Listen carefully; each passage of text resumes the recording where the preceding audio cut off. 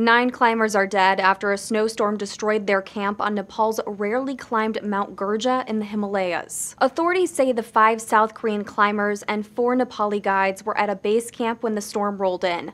It's not entirely clear how they died, but officials say it was most likely the storm's winds. Rescue crews worked over the weekend to find and move the bodies off the mountain. Renowned South Korean climber Chang-ho was one of the victims. The team set off on October 7th and was pronounced missing when officials lost contact on Friday.